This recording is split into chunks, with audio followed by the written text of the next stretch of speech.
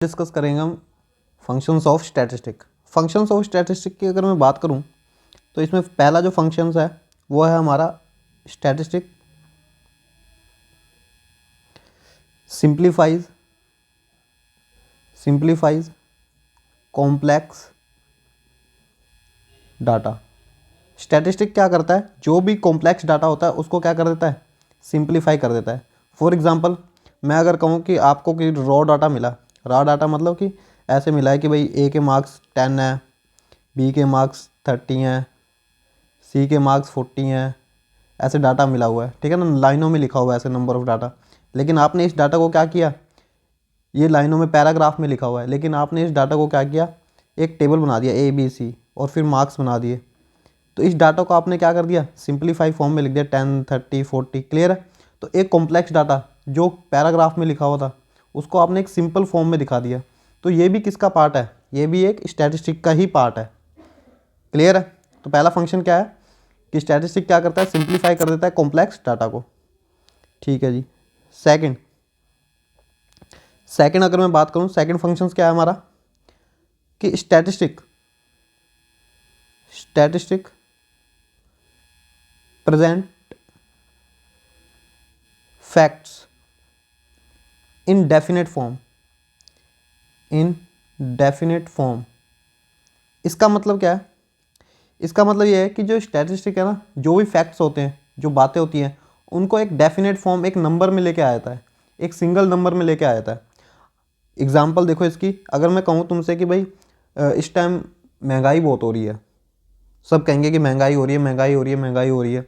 But अगर मैं उनसे पूछूं कि कितनी महंगाई हो रही है ना, अगर मैं उनसे पूछूं कि कितनी महंगाई हो रही है, तो आप इस चीज़ को, महंगाई को किस चीज़ से आप बता पाओगे, इन्फ्लेशन रेट से बता पाओगे, इन्फ्लेशन रेट है ना।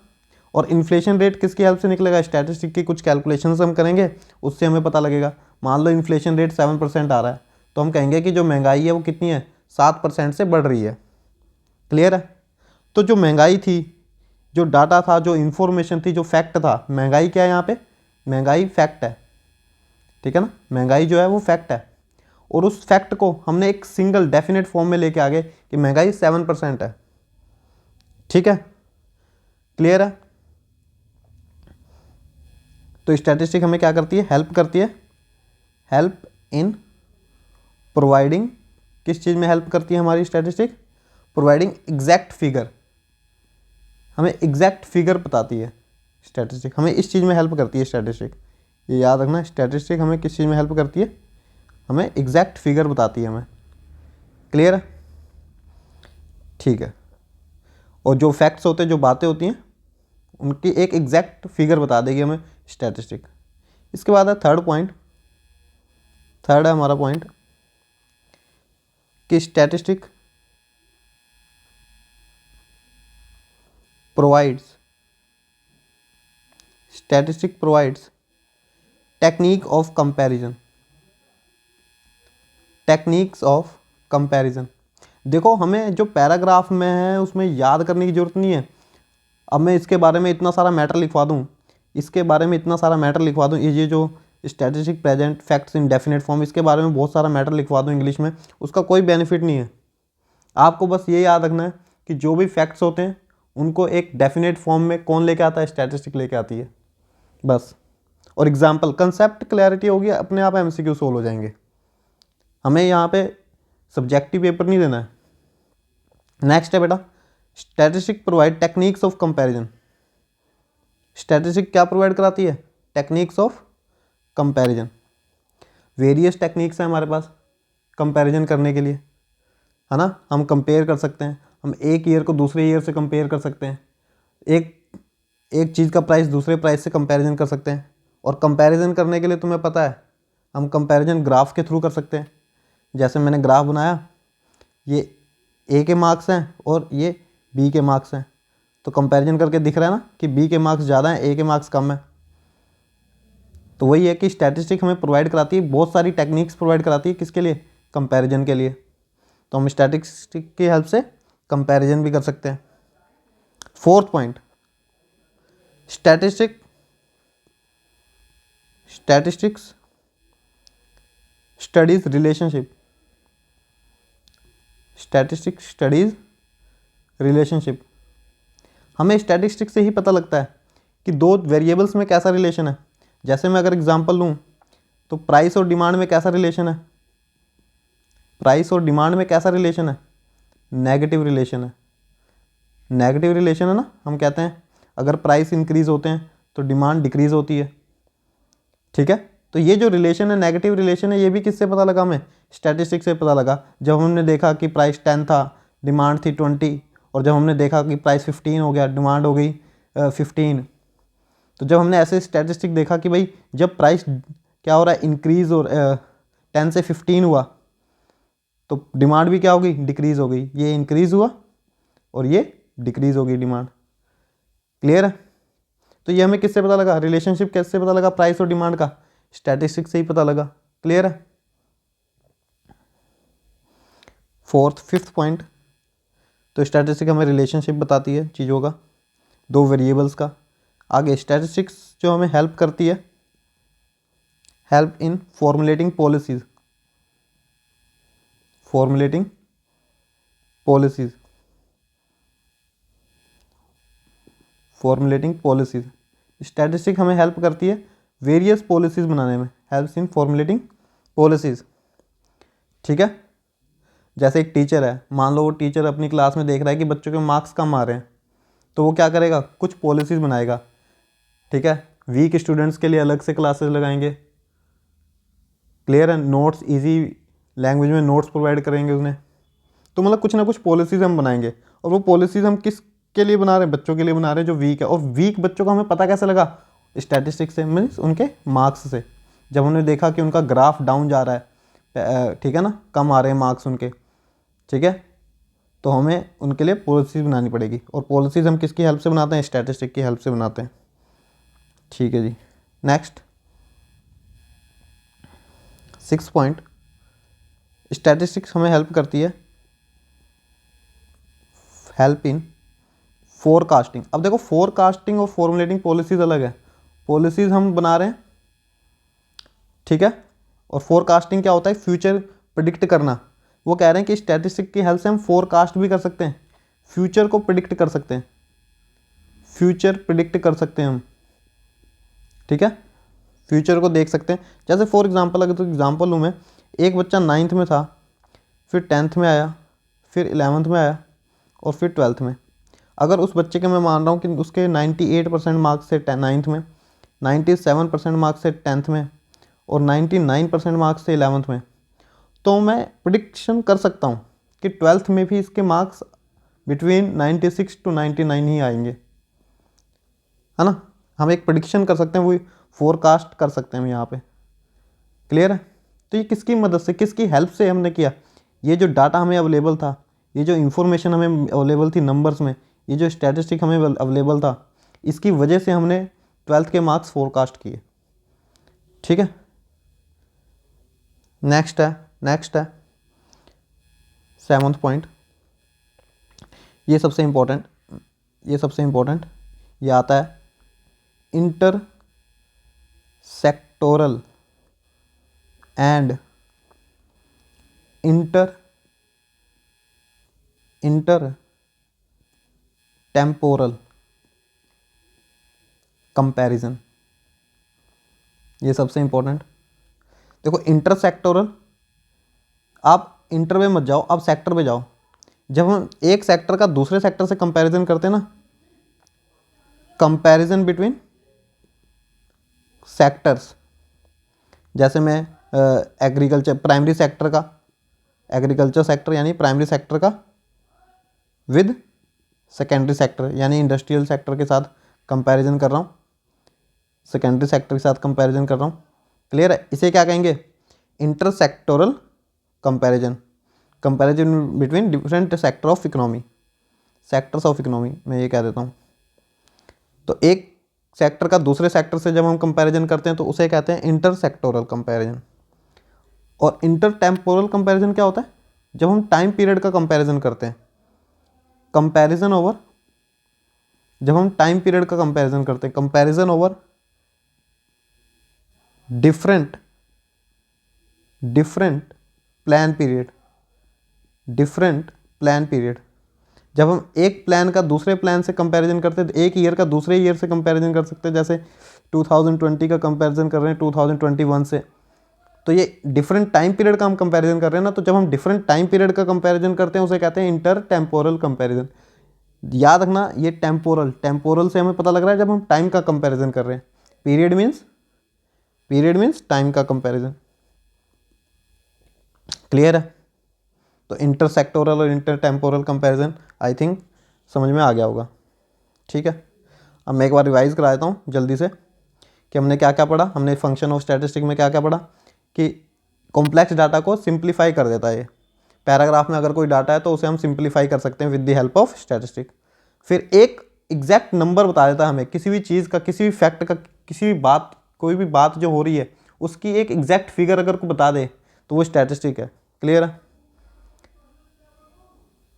वेरियस टेक्निक हमें बताता है कंपैरिजन करने के लिए। ग्राफ के थ्रू कंपैरिजन कर लो, ए के मार्क्स ये हैं, बी के मार्क्स ये हैं, दिख रहे हैं, हमें साफ पता लग रहा है कि बी के मार्क्स ज़्यादा हैं। क्लियर? स्टैटिस्टिक रिलेशनशिप बताता है हमें कि भाई प्राइस डिमांड में क्या रिलेशन है। ठीक है, शुगर केन के प्राइसेस और शुगर के प्राइसेस में क्या रिलेशन है। ऑब्वियस सी बात है कि जब शुगर केन के प्राइसेस बढ़ेंगे तो शुगर के भी प्राइसेस क्या हो जाएंगे, इंक्रीज हो जाएंगे, है ना। आगे स्टैटिस्टिक हमें हेल्प करता है फॉर्मुलेटिंग पॉलिसीज़। अगर हमने फ्यूचर के रिगार्डिंग कोई पॉलिसीज़ बनानी है, कोई भी गवर्नमेंट पॉलिसी बनाती है, जैसे गवर्नमेंट ने ये बनाना है कि भाई हमने महंगाई दूर करनी है या गरीबी दूर करनी है, तो पहले ये तो पता करेगी वो पॉलिसी बनाते टाइम कि हमारे एरिया में गरीबी कितनी है, तभी तो वो पॉलिसी बनाएगी। क्लियर है? फोरकास्टिंग में मैंने बता ही दिया कि अगर किसी के 9th में मार्क्स इतने, 10th में इतने, 11th में इतने, तो 12th में कितने होंगे, तो हम फ्यूचर को फोरकास्ट कर सकते हैं, प्रिडिक्ट कर सकते हैं, अंदाज़ा लगा सकते हैं फ्यूचर का with the help of statistic. आगे इंटरसेक्टोरल और इंटरटेम्पोरल कंपैरिजन। इंटरसेक्टोरल क्या होता है, जब हम दो सेक्टर के बीच में या तीन सेक्टर मतलब सेक्टर्स के बीच में अगर हम कंपैरिजन करते हैं तो उसे इंटरसेक्टोरल कहते हैं। और इंटरटेम्पोरल मीन्स जब हम टाइम पीरियड का कंपैरिजन करते हैं। ठीक है, नेक्स्ट टॉपिक है हमारा importance of statistic. Next topic है importance of statistic. Importance of statistic. ठीक है, इंपॉर्टेंस ऑफ स्टैटिस्टिक। ठीक है, इसके चार में ग्राफ बना, 4 पॉइंट्स में इसको डिवाइड किया हुआ है इंपॉर्टेंस ऑफ स्टैटिस्टिक को। फर्स्ट पॉइंट है हमारा statistic and economics. Statistics and economics मतलब स्टैटिस्टिक और इकोनॉमिक्स। स्टैटिस्टिक इकोनॉमिक्स में कैसे इंपॉर्टेंट है हम ये पढ़ेंगे, स्टैटिस्टिक जो है वो इकोनॉमिक्स में कैसे इंपॉर्टेंट है, फर्स्ट ऑफ ऑल हम ये पढ़ेंगे। तो फर्स्ट मैं यही हेडिंग बना रहा हूँ, ए पॉइंट, स्टैटिस्टिक्स फॉर इकोनॉमिक्स। तो स्टैटिस्टिक इकोनॉमिक्स में कैसे इंपॉर्टेंट है हम ये पढ़ेंगे। तो फर्स्ट पॉइंट है इसमें कि जितने भी इकोनॉमिक्स लॉ बने, इकोनॉमिक्स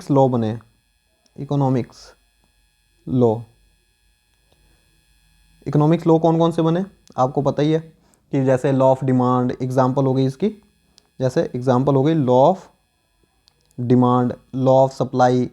ठीक है ना, ये सारे law of demand, law of variable proportion, law of diminishing marginal utility, ये हम पढ़ेंगे आगे अभी, है ना। Marginal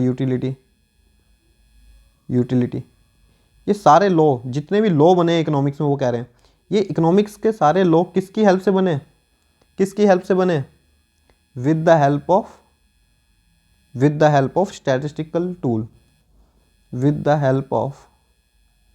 statistical tool. ये कह रहे हैं कि ये सारे लॉ जो बने हैं वो with the help of statistical tools की हेल्प से बने। ठीक है, क्योंकि लॉ ऑफ डिमांड क्या कहता है, कि प्राइसेस इंक्रीज होंगे तो डिमांड डिक्रीज होगी।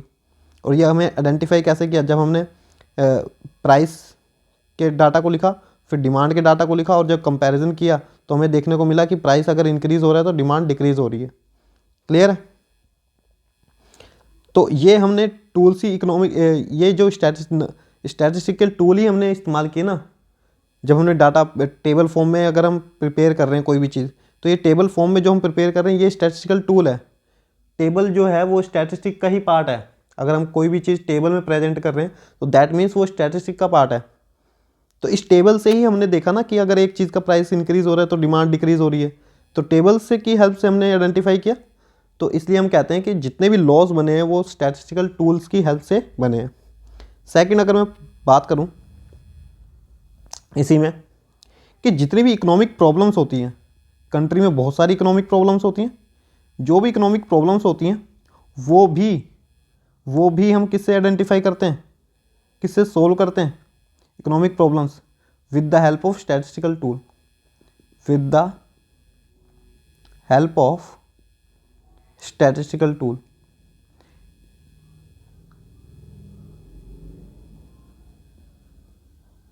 स्टैटिस्टिकल टूल की हेल्प से ही हम इजीली उन्हें अंडरस्टैंड कर सकते हैं। With the help of statistical tool we easily understand जो भी इकोनॉमिक में प्रॉब्लम चल रही है, इकोनॉमिक में हमारी कंट्री में जो भी प्रॉब्लम चल रही है उनको हम किस तरीके से अंडरस्टैंड कर सकते हैं? With the help of statistical tool की हेल्प से पता कर सकते हैं कौन कौन सी इकोनॉमिक प्रॉब्लम्स होती हैं। जैसे फॉर एग्जांपल इकोनॉमिक प्रॉब्लम्स की अगर मैं बात करूं, जैसे unequal distribution of income and wealth.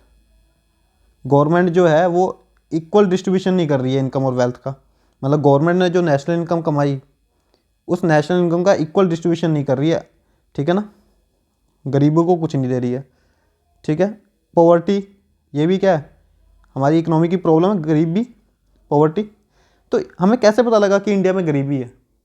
कोई डाटा आया होगा, कोई इन्फॉर्मेशन आई होगी, कोई डाटा हमने देखा होगा, फिर बताया होगा कि 30% लोग यहाँ पे गरीब हैं, 30% के पास घर नहीं है, तो कोई डाटा से ही हमें पॉवर्टी के बारे में पता लगा होगा ना, ठीक है। और वो डाटा किसकी हेल्प से बना होगा? स्टैटिस्टिक की हेल्प से।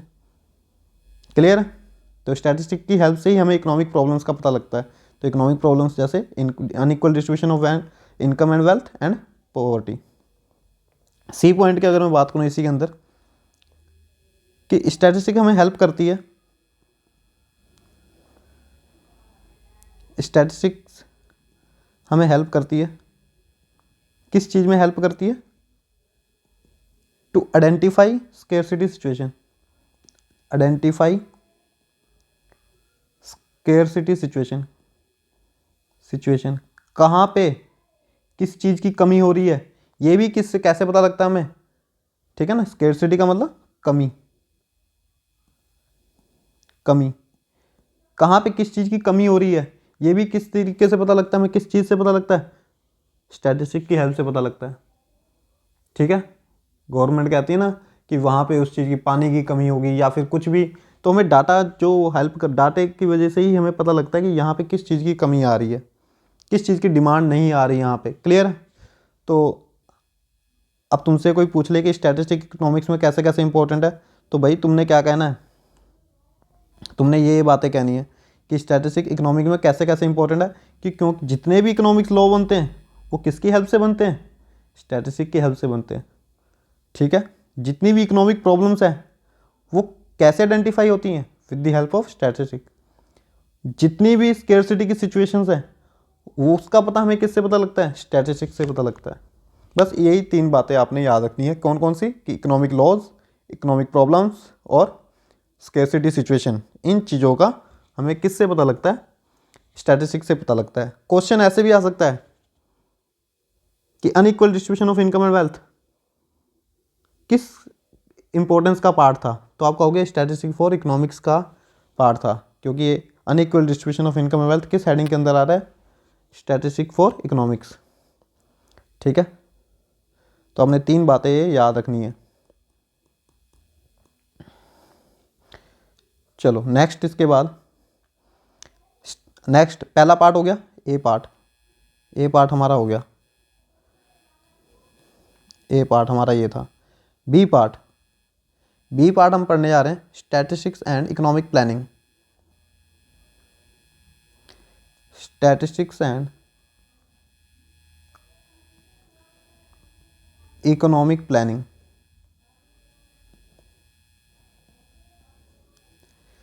Statistics and economic planning B part है हमारा। Statistics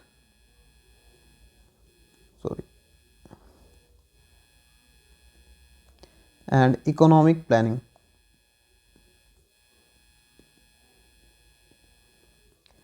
statistics and economic planning क्या होती है? पहली बात, इकोनॉमिक प्लानिंग का मीनिंग क्या होता है? इकोनॉमिक प्लानिंग का अगर मैं मीनिंग बताऊं तो इकोनॉमिक प्लानिंग का मीनिंग होता है best use of natural resources. अपने जो रिसोर्सेज हैं उनको तुम कैसे यूज़ करते हो, उसी को हम क्या कहते हैं? Economic planning. हर कंट्री ये करना चाहती है कि अपने जो रिसोर्सेज हैं जो भी, उनको बेस्ट यूज़ करना चाहती है, ठीक है। और बहुत सारी स्टेजेस होती हैं वैसे इकोनॉमिक प्लानिंग में। स्टेजेस की अगर मैं बात करूँ, स्टेजेस इन इकोनॉमिक प्लानिंग, कोई भी प्लानिंग है तो उसमें क्या क्या स्टेजेस होती हैं? पहले तो हम प्लान बना लेते हैं, चलो प्लान बना लिया। उसके बाद एग्जीक्यूशन करते हैं, उस प्लान को हम स्टार्ट करते हैं, लगाते हैं, ठीक है। तुमने कहा कि भाई प्लान बना लिया, कल से मैं, ये प्लान है, इस प्लान के अकॉर्डिंग मैंने स्टडी करनी है, ठीक है ना। वो प्लान आज तुमने बना लिया और कल से तुम उसे एग्जीक्यूट करना स्टार्ट कर दोगे, मीन्स उस पर फॉलो करना स्टार्ट कर दोगे, एग्जीक्यूट करना। और थर्ड क्या होता है हमारी प्लानिंग स्टेज में? थर्ड हमारा होता है रिव्यू। हम रिव्यू भी करते रहेंगे बार बार कि हम प्लान के अकॉर्डिंग चल रहे हैं कि नहीं चल रहे हैं। तो 3 स्टेजेस जनरली हमें देखने को मिलती हैं किसी भी प्लानिंग में। इकोनॉमिक प्लानिंग में भी हमें 3 स्टेजेस देखने को मिलती हैं, plan, execution and review. Review मतलब हम दोबारा चेक करते रहते हैं कि हम उसके बेस पे चल रहे हैं कि नहीं चल रहे हैं, हम जो प्लानिंग बनाई थी, ठीक है, ठीक है। तो इकोनॉमिक, अभी तो मैंने इकोनॉमिक प्लानिंग का मतलब बताया। इकोनॉमिक प्लानिंग का मतलब क्या होता है? Best use of natural resources. और स्टेजेस क्या क्या होती हैं इकोनॉमिक प्लानिंग में? इकोनॉमिक प्लानिंग क्यों, किसी भी प्लानिंग में स्टेजेस क्या क्या होती हैं? Planning, execution and review. हम प्लान बनाते हैं, फिर उसको एग्जीक्यूट करते हैं, लगा देते हैं, फॉलो करते हैं, और रिव्यू भी, चेक भी करते रहते हैं कि वो प्लान सही चल रहे हैं कि नहीं चल रहे, ठीक है। अब बहुत सारी प्रॉब्लम होती है, जैसे हमें स्टैटिस्टिक्स से क्या क्या हेल्प मिलती है, क्या क्या हम पता कर पाते हैं इसके। तो हम क्या क्या पता कर पाते हैं इससे? इकोनॉमिक प्लानिंग, स्टैटिस्टिक अब कैसे हेल्प करती है इकोनॉमिक प्लानिंग में, हम ये पढ़ेंगे स्टैटिस्टिक कैसे हेल्प करती है इकोनॉमिक प्लानिंग में। तो problem of under developed country, problem of under developed countries, problem of under developed countries, ये किसके थ्रू पता लगता है हमें इसमें? Problem of under developed country जो है, अंडर डेवलप्ड कंट्री मतलब ऐसी कंट्रीज जो भी बहुत ही गरीब हैं, ठीक है। अब इंडिया तो डेवलपिंग कंट्री है ना, तो उसकी जो प्रॉब्लम्स हैं अंडर डेवलप्ड कंट्री की, वो प्रॉब्लम हम किसके थ्रू अंडरस्टूड कर पाते हैं? अंडरस्टूड बाय स्टैटिस्टिक, ठीक है। स्टैटिस्टिक की हेल्प से ही हम पता कर पाते हैं कि उस अंडर डेवलप्ड कंट्री में किस चीज़ की प्रॉब्लम आ रही है। एक बहुत अच्छा थॉट है और इसके बारे में एमसीक्यू भी आता है। हम ये कह देते हैं कि जो प्लानिंग है, विदाउट ये इसके ये आ सकता है वैसे question, planning without statistic is a ship without radar and compass. ये एक लाइन है जिससे क्वेश्चन भी उठते हैं कि जो प्लानिंग है वो स्टैटिस्टिक के बिना ऐसे ही है जैसे एक शिप होता है बिना रडार और कंपास। रडार और कंपास हमें डायरेक्शंस बताते हैं कि किस डायरेक्शन में हमें जाना है, क्लियर है, शिप को डायरेक्शन बताते हैं। सिमिलरली प्लानिंग जो है वो हमें स्टैटिस्टिक की हेल्प से ही बनानी चाहिए। फॉर एग्जांपल एक बच्चा है, वो प्लानिंग बना रहा है, ठीक है, कि मुझे 3 घंटे इसको सब्जेक्ट को पढ़ना है, 4 घंटे उसको पढ़ना है, 5 घंटे उस सब्जेक्ट को पढ़ना है, लेकिन उसने ये नहीं देखा कि मेरे मार्क्स किस सब्जेक्ट में कम है, उसने हर सब्जेक्ट को इक्वली टाइम दे दिया, तो ये उसकी प्लानिंग गलत प्लानिंग है। उसके मार्क्स जिस सब्जेक्ट में कम है उस सब्जेक्ट को उसको क्या करना चाहिए, ज़्यादा टाइम देना चाहिए, क्लियर है। तो प्लानिंग जो होती है with the help of statistic ही होती है। नेक्स्ट है, तो बस इसमें इतना ही पढ़ना हमें, स्टैटिस्टिक एंड इकोनॉमिक प्लानिंग। हमने इसमें क्या पढ़ा कि इकोनॉमिक प्लानिंग क्या होती है, और देन उसके बाद हमने क्या पढ़ा कि problem of under developed country या प्लानिंग विदाउट रडार, इसके बारे में अगर हमें कुछ जानना हो तो हमें स्टैटिस्टिक के थ्रू ही पता लगता है। नेक्स्ट पॉइंट है हमारा statistics and business planning. Statistics and business planning, business planning, statistics and business planning, ये आ गया C point, statistics and business planning. ठीक है, स्टैटिस्टिक्स एंड बिजनेस प्लानिंग। तो बिजनेस में अगर हम जो बहुत सारे प्लान बनाते हैं तो वो भी किसके हेल्प से बनाते हैं, स्टैटिस्टिक की हेल्प से बनाते हैं। ठीक है, अगर मैं बात करूं मैन्युफैक्चरिंग बिजनेस की, देखो मैन्युफैक्चरर्स जो होते हैं वो एस्टिमेट करते हैं कि कितनी डिमांड उनके गुड्स की होने वाली है फ्यूचर में।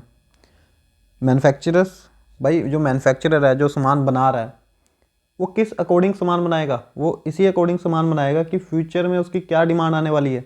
तो फ्यूचर में कितनी डिमांड आने वाली है, मैंने कहा था ना फंक्शन ऑफ स्टैटिस्टिक क्या है कि हम फोरकास्ट कर सकते हैं फ्यूचर को। ठीक है, तो मैन्युफैक्चरर एस्टिमेट करेगा, अगर पिछले सीजन में उसके पास डिमांड आ रही थी, मान लो कि उसके 10,000 आर्टिकल्स सेल हुए थे पिछले साल, तो उससे पिछले साल उसके जो हुए थे वो 9,000 हुए थे, तो वो एस्टिमेट लगा सकता है कि इस साल जो है 10,500 या 11,000 के अप्रोक्स उसकी डिमांड आएगी। क्लियर है, तो उसने एस्टिमेशन कर लिया ना, और ये एस्टिमेशन ये फ्यूचर में क्या होने वाला है ये किसके थ्रू उसने ये अनुमान लगाया, with the help of statistical tool. Clear है, with the help of, estimate करेगा with the help of various statistical tool, various statistical tools. ठीक है, आगे ये मैन्युफैक्चरर बिजनेस की बात होगी। अगर मैं इंश्योरेंस कंपनी की बात करूं तो इंश्योरेंस कंपनी भी किसके बेस पे काम करती है, इंश्योरेंस कंपनी मोर्टेलिटी रेट्स के बेस पे काम करती है। ठीक है, मोर्टेलिटी रेट क्या होता है कि एक नंबर ऑफ पॉपुलेशन में कितनी डेथ हो रही है। ठीक है, number of deaths in a particular population, in a particular population. ठीक है ना, पॉपुलेशन में नंबर ऑफ डेथ कितनी हो रही है। ठीक है, तो इंश्योरेंस कंपनी भी इसके बेस पे काम करती है। अगर कोई जवान है, जैसे फॉर एग्जांपल 25 एज का है या 26 एज का है, तो इंश्योरेंस कंपनी उसे भाग के उसका इंश्योरेंस करती है। ठीक है ना, बच्चों को तो बहुत जल्दी करती है, जो 5 साल से ऊपर वाले बच्चे होते हैं। लेकिन अगर तुम बात करोगे उन इंश्योरेंस कराने के लिए 50 साल के लिए, 50 साल का जो बुजुर्ग है या 55 साल 60 साल के, तो उनके इंश्योरेंस करने में इंश्योरेंस कंपनी कतराती है, क्योंकि उनको पता है कि इनकी उम्र अब रही नहीं ज़्यादा। तो लाइफ एक्सपेक्टेंसी के बेस पे ही वो अपना बिजनेस चला रही हैं। तो कैसे लाइफ को जज कर पा रहे हैं, with the help of statistic. तो देखो मैन्युफैक्चरर बिजनेस हो चाहे इंश्योरेंस कंपनी का बिजनेस हो, सारे ही स्टैटिस्टिक यूज़ कर रहे हैं। अदर जो है, जैसे ट्रांसपोर्टेशन का कोई बिजनेस है, कॉरपोरेशन का बिजनेस है, रेलवेज है, कॉरपोरेशन मीन्स कंपनीज की बात कर रहे हैं, रिलायंस वगैरह, टाटा, बड़ी बड़ी कंपनीज, और रेलवेज हैं कोई। ठीक है ना, कॉरपोरेशन में गवर्नमेंट स्टैट्यूटरी कॉरपोरेशन भी आ गई, गवर्नमेंट कंपनीज भी आ गई। क्लियर है, और ट्रांसपोर्टेशन की बात कर रहे हैं तो ये सारी चीज़ें भी कह रहे हैं कि जो पब्लिक यूटिलिटीज़ होती हैं ये भी यूज़ करती हैं स्टैटिस्टिक का, ये बिजनेस भी यूज़ करते हैं स्टैटिस्टिक का। क्लियर है, नेक्स्ट है हमारा स्टैटिस्टिक्स एंड गवर्नमेंट। हमने क्या क्या पढ़ लिया है, स्टैटिस्टिक इकोनॉमिक्स में कैसे यूज़ होती है, इकोनॉमिक लॉज बनते हैं, इकोनॉमिक प्रॉब्लम सोल्व कर पाते हैं, और स्केर्सिटी के बारे में पता कर पाते हैं। फिर हमने पढ़ा है स्टैटिस्टिक्स एंड इकोनॉमिक प्लानिंग। इसमें हमने पढ़ा कि इकोनॉमिक प्लानिंग क्या होती है, best use of natural resources को हम इकोनॉमिक प्लानिंग कहते हैं, और प्लानिंग, एग्जीक्यूशन, रिव्यू, 3 स्टेजेस होती हैं हर प्लानिंग में। और problem of under developed countries हम किसके थ्रू अंडरस्टैंड कर पाते हैं, स्टैटिस्टिक के थ्रू। और प्लानिंग विदाउट स्टैटिस्टिक क्या होता है, जैसे शिप होता है विदाउट रडार एंड कंपास। और बिजनेस में हमने देख लिया मैन्युफैक्चरर बिजनेस है चाहे इंश्योरेंस। अब ये क्वेश्चन आ सकता है कि इंश्योरेंस कंपनी का जो बिजनेस होता है वो किस स्टैटिस्टिक की हेल्प से चलता है, तो आप कहोगे मोर्टेलिटी रेट या फिर लाइफ एक्सपेक्टेंसी की हेल्प से वो चलता है। ठीक है जी, नेक्स्ट है इंपॉर्टेंस ऑफ स्टैटिस्टिक में, कि स्टैटिस्टिक गवर्नमेंट भी यूज़ करती है, स्टैटिस्टिक्स एंड गवर्नमेंट। ठीक है, स्टैटिस्टिक गवर्नमेंट कैसे यूज़ करती है हम वो पढ़ेंगे। लास्ट है हमारा D point, statistic and government. ठीक है, स्टैटिस्टिक एंड गवर्नमेंट। तो स्टैटिस्टिक गवर्नमेंट में कैसे यूज़ होती है देखो, तो गवर्नमेंट भी बहुत सारी पॉलिसीज़ फॉर्मुलेट करने के लिए, जब भी policies government formulate once government जब भी पॉलिसीज़ बनाती है तो वो क्या करती है, जो भी उसके स्टैटिस्टिकल टूल हैं उसकी हेल्प से वो टैक्सेस देखती है कि कितना टैक्स है हमारे पास, कितनी वेल्थ है, कितने लोगों के पास एम्प्लॉयमेंट है, इन सारी चीज़ों का यूज़ करती है गवर्नमेंट कोई भी पॉलिसीज़ बनाने के लिए। मीन्स कहने का मतलब गवर्नमेंट कोई भी पॉलिसीज़ बनाती है तो with the help of statistic बनाती है। क्लियर है। अगर गवर्नमेंट ने टैक्स के रिगार्डिंग कोई पॉलिसी बनानी है तो गवर्नमेंट ये देखेगी कि कितने लोग हमारी कंट्री में टैक्स पे करते हैं, कौन सा टैक्स वो पे करते हैं, डायरेक्ट पे करते हैं कि इनडायरेक्ट पे करते हैं। ठीक है, एम्प्लॉयमेंट, अगर गवर्नमेंट ये करना चाहती है कि अपनी कंट्री से अनएम्प्लॉयमेंट ख़त्म करना चाहती है तो गवर्नमेंट पहले ये जज करेगी कि लोगों को कौन सा काम आता है, उसके अकॉर्डिंग उनको वर्क प्रोवाइड कराएगी।